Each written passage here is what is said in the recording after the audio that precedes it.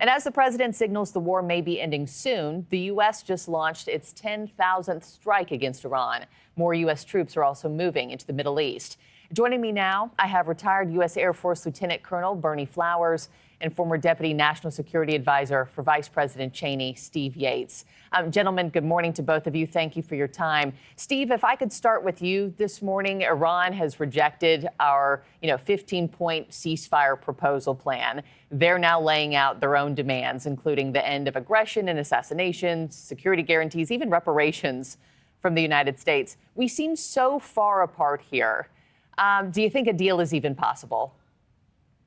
Well, I'm not sure that a deal is possible, given that the regime has had many, many opportunities over the decades and recent years, and including in recent weeks, to take off-ramps that were made available to them, and they have not taken them so far. However, we might be in a different place. The military campaign has been overwhelming in Iran, and we now have some very important regional allies that are unambiguously siding with the United States and against Iran in its outrageous attacks against neighbors in the region. So I think there might be a coalition of forces that might make an agreement more likely in coming days. But for now, I think the president is poised to hit very, very hard if the deadline passes, and we'll see whether negotiations come after that. Yeah. Colonel, what say you? Do you see President Trump following through with bombing power plants this weekend? Marky, I would hate to see that. We're moving troops into the area from California and from Japan, but that doesn't mean that they actually have to be employed. It could be a ruse. You just never know. So I'm hoping that the Iranian mullahs and the people in charge come to their senses, because they can't win this.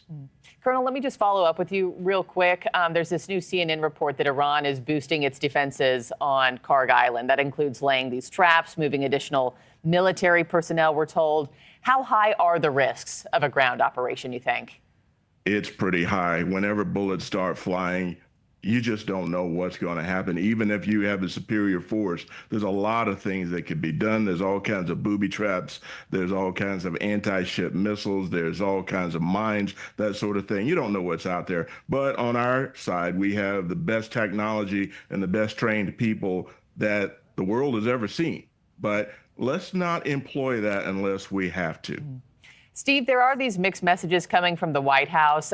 Trump simultaneously sending these paratroopers, 2,000 of them from the 82nd Airborne, to the region, while also claiming these peace talks are imminent.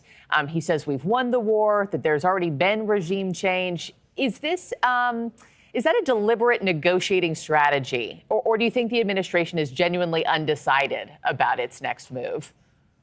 Oh, I think that they're two sides of the same coin. Your negotiations tend to not go anywhere if you don't have credible use of force. After all, our negotiators were told when the Iranians last engaged with them that we would not get anything from them diplomatically that we were not able or willing to take militarily. They basically were calling our bluff. And so I think it's very, very important to have a credible force. I also agree very, very much that it should be used carefully, judiciously, and somewhat as a last resort. And I suspect that those islands that are in and around the strait are primarily the target for this current consideration, not actually going in to occupy or have a ground campaign in Iran with U.S. troops. And speaking of the strait, Colonel, we started this hour with breaking news that I also wanted to ask you about. We learned earlier this morning Israel says it's killed Iran's Navy chief, who was responsible for blocking the Strait of Hormuz. How consequential is that in the war and also the regime's power right now?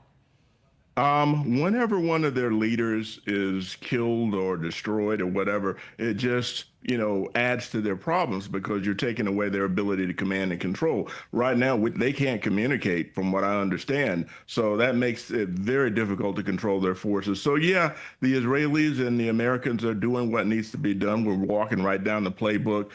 It's going to be tough for them to operate. We'll see what the next 24 hours has in store ahead of that deadline. But, gentlemen, I have to end it there. Steve Yates and Lieutenant Colonel Bernie Flowers, thank you both so much, as always. I always appreciate your time. So have a great day. Thank you very much. See you again soon.